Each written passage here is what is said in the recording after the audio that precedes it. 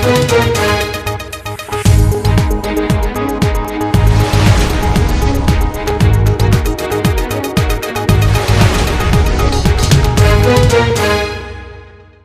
often say that women make the best managers, but it is ironical that women don't take up entrepreneurship. To discuss this, we have Angela Murenga, a life coach in business. Welcome to the studio set with us today. Thank you. Yes.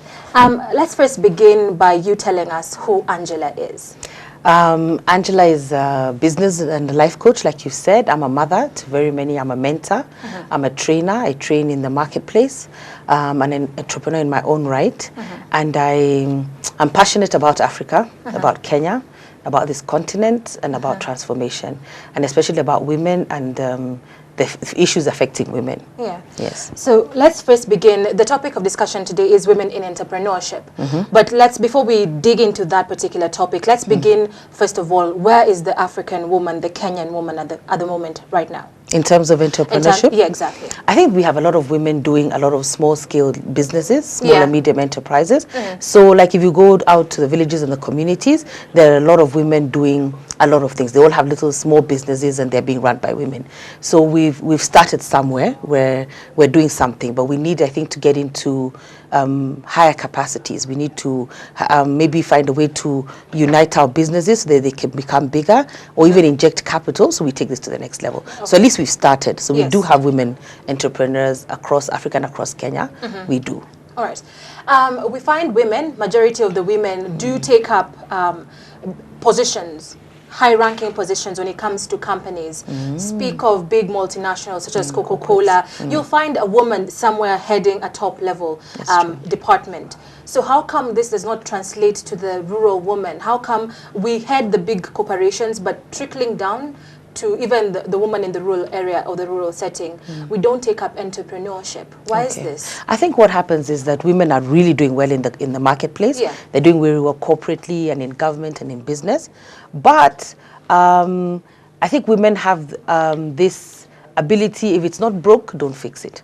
So things are working for them. They're working. They're moving and shaking the world. They're successful at it, and they're doing a good job. So they don't want to. This is working. So why do you want me to move from this into what's not working? Or I don't know the risk, because entrepreneurship is about risk. Yes. There's a lot of risk in entrepreneurship, even in starting business. So how do I transition from something that's really working into this entrepreneurship thing that I'm not sure whether it's going to work? This is already working. There's a stability. So I think that's why they're doing a lot of corporate jobs in the marketplace. They're doing a lot of government jobs. They have a lot. They're really high-profile women, but they're not jumping into entrepreneurship because this is working. And also, the women like stability. Entrepreneurs are risk takers, so you'll find it's not women's default setting just to take risks. Yeah. Why do you think a woman is scared of taking a risk? I don't think the scared is the word, because women are very brave. Okay. I just think sometimes also timing is important. Yes. Maybe they're running. They have families, so their priorities probably are their husbands, their children, going to work, and that's working. So you have to raise children. I always use people like the lady who started, I think, Jamie Bora. She started in her retirement. So it's after maybe the children, the husband, everything has gone. And she started, she was just helping people, and then it morphed into this great business. So I think timing is important. If they have young families, then they want to look after their families, and they have that responsibility. So that's what they need to do, and that's where they need to be for that part. But I don't think women can be very, they can go into entrepreneurship, but maybe this is just not the right time for many of them. Yeah. Let's speak about the African mentality. When it comes to Africa as a continent, and Kenya, we cannot sideline ourselves. We are part of Africa. There's that mentality of a woman is to take care of the home. You're supposed to be, it's like you're subdued under your husband. Is gender balance playing a key role in women not taking up entrepreneurship? I think it is. I think it's still very much a man's world out there. In Kenya and in Africa, I think men are still running the show, and women, I think we've done a really good job. Yes. We're trying, and there's a transition, you can tell, like from my mother's age and my mother's generation, and maybe even my grandmother's generation to our generation, and even to like my daughter's generation. Transition is taking place, and women are taking on leadership, women are taking on entrepreneurship, women are taking on risk, maybe not at the level or the scale that we'd think it, but because it's transition, I think they will. But I think, yes, it is a man's world. Men are still, like if I look at the villages or if I look at communities, it will still be difficult for the women to get into high-risk business. They'll have to consider their husbands. Their husbands will have to have a say in what they're doing. And when you look out there, when you look at business, even doing business out there, the men are the ones doing the business, the real big business deals and moving and shaking. So it's hard for you to come in as a woman and do it. But I must say, because I was going to say this to you, that I admire women like Tabitha Karanja of Cherotich Industries, because she's made it in an industry where that's a man's world, but she's made it in that world. So we do have success stories like that, and we do have the women who do that. They are fewer, but we would pray that there will be more women who do this. And when they see women like Tabitha doing what they're doing, Esther Passaris, then they're going to step up and go. And I'm sure all over Africa, we can quote different people. Yeah. So a woman given the opportunity can actually lead a country to greatness. Oh, yes. Women are so good at what they do. They wear so many hats. I think that's why when you said this, that they make good managers, that's why they manage their homes, they manage their husbands, they manage their children, they manage their relatives, they manage chamas, they manage work. I mean, women can balance so many things and everything works like a well-oiled machine. Yeah. So that capability is inbuilt in them. And I think women are nurturers, they're creators, they're life givers. So there's just that responsibility that they do it so well. It just comes out of them. And I love that. So yes, they can. They can. So fine, we have the motivation, we have the momentum to drive ourselves. Let's now talk about the government, the policy makers and administrators. Speak of the Uwezo Fund and also the Kenya Women's Financial Trust, the bank itself. Are we supported as women to take up businesses by government? Definitely. I think the government is doing a great job, and especially because those funds were, like Uwezo was not there. I think Kenya Women's Finance Trust has been around for some time, and the Hardy one. But women funding is amazing, and even the youth. So they're doing something, they're doing well. I think it's some of it is in the teething stages, so we still got to understand the processes and understand what the problems are. But they're doing well because somebody who didn't have any finances to do something has now the potential to get financing for their projects and get their projects off the ground. So I think the government has done a good job. Yeah, they have. But I think they need to maybe now take it to the next level. Although also sometimes we're not very kind to ourselves. We want to see the thing working like this. I'm a great believer in process. So we've got to see this process, see how it goes through, see fruit. Even when you plant a seed, it takes time to grow. So since the seed has been planted and they've given out these finances, let's see. Now I pray that there's somebody on the ground monitoring what's going on now, what's working, what's not working, what are the problems, what are the solutions, like sort of like an evaluation of the whole assignment and project. But I guess as we go, we'll learn, and they'll just continue implementing greater projects. I must say this because I felt like I wanted to say that the funding is small in terms of for the women, but if they succeed, it would be great to see how government can project and inject more capital so that it increases the capacity and the level of the business. And also, I like to say, I'm not a great on everything on government. Government is doing a good job, but I think private enterprise needs to jump in and lend the government support. Fine. The government, just as you said, they've trickled down the money to the low-level women. But now the situation is, are these women educated enough to know, fine, I have gotten money from Uwezo Fund, maybe 20,000, how to manage this particular money? Do you think education, the government is playing a key role in educating the women on how to manage the money? I must say that I think a lot more can be done. I think you need to educate people. Business is difficult as it is, and it's a great balancing act, and it requires many skills. And there's a need to show me, if you've given me 20,000, how do I multiply this money, and how do I make this money succeed, or if it's a product or a service that I'm offering, how do I make that product or service succeed? So I think there has to be a lot of education. Even as you give people money, there needs to be education in how to spend the money and what to do with the money, and even how to increase their capacity. Because I was saying to you earlier, if we each get 20,000, it's one thing, but if 10 people get 20,000 and we put out 200,000 together, then we'll get a better product or a better service simply because we pulled our resources together.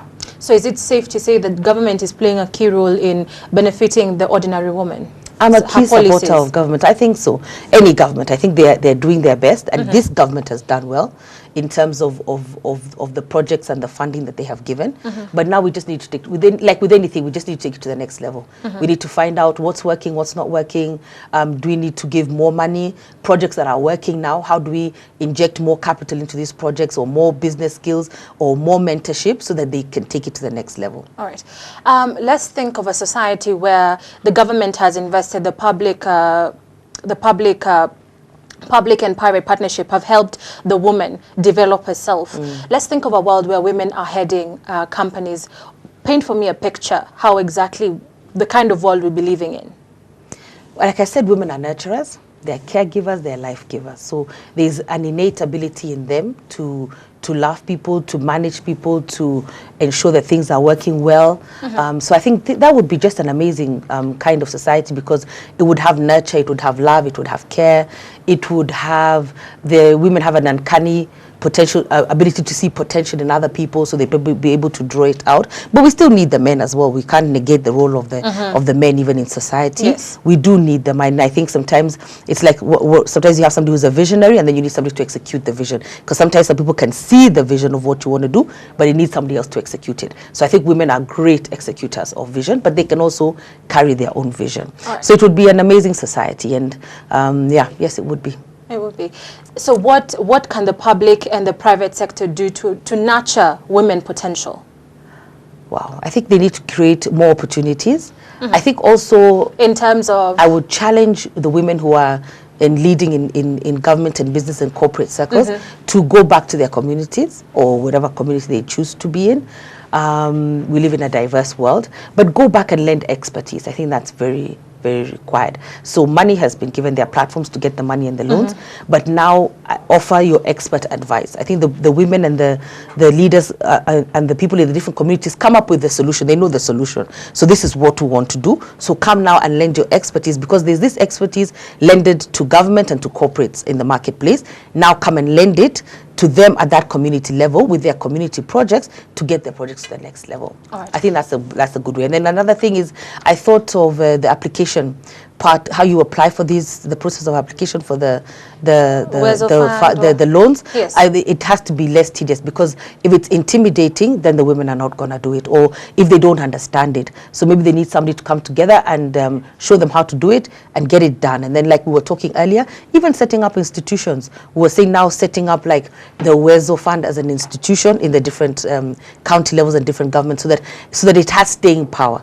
So that it doesn't matter which government is in place or who comes and is doing what, the institution is there, and it's got its own policies, its systems and structures, and they're benefiting the people. So Africa and Kenya Inclusive should invest in institutions?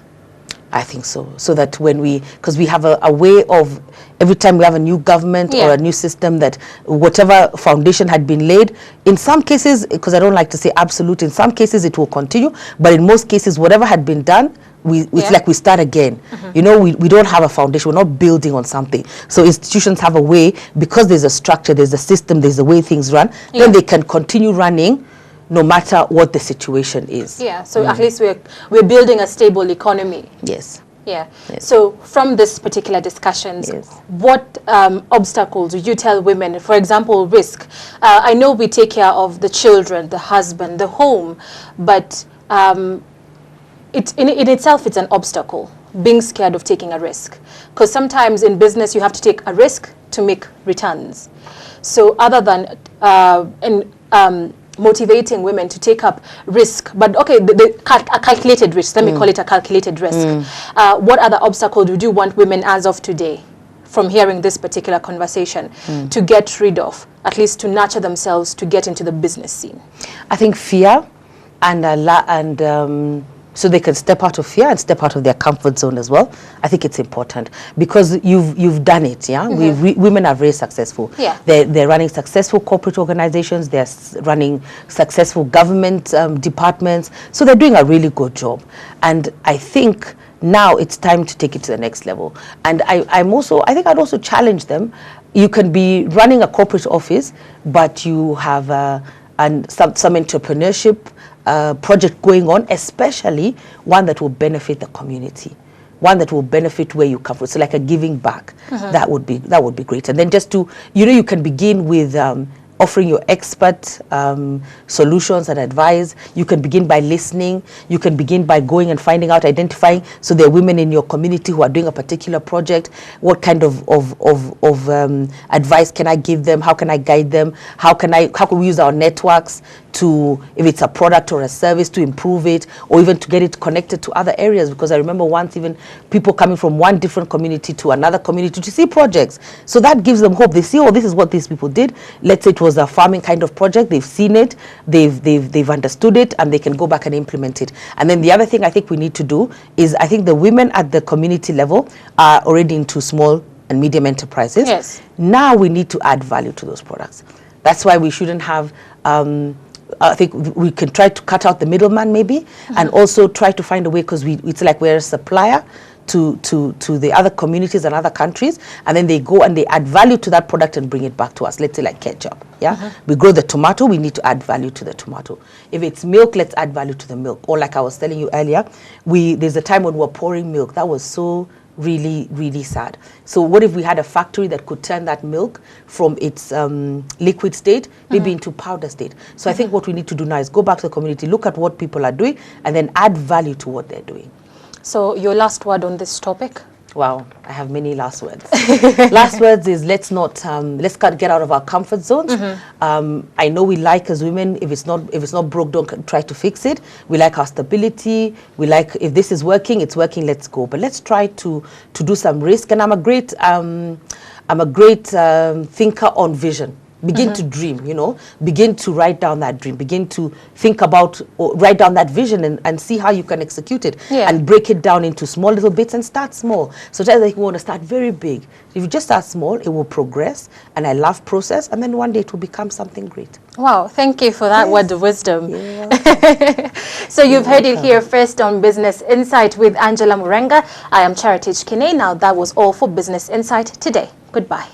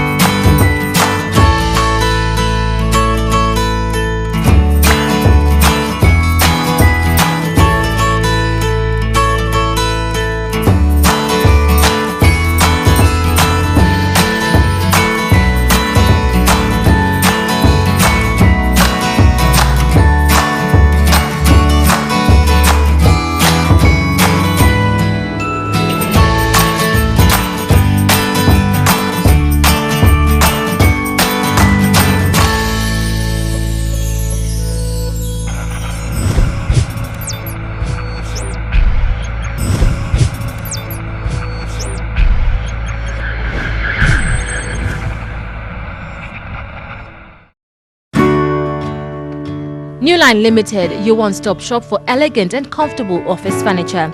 Newline responds to your expectations for office furniture in a modern language.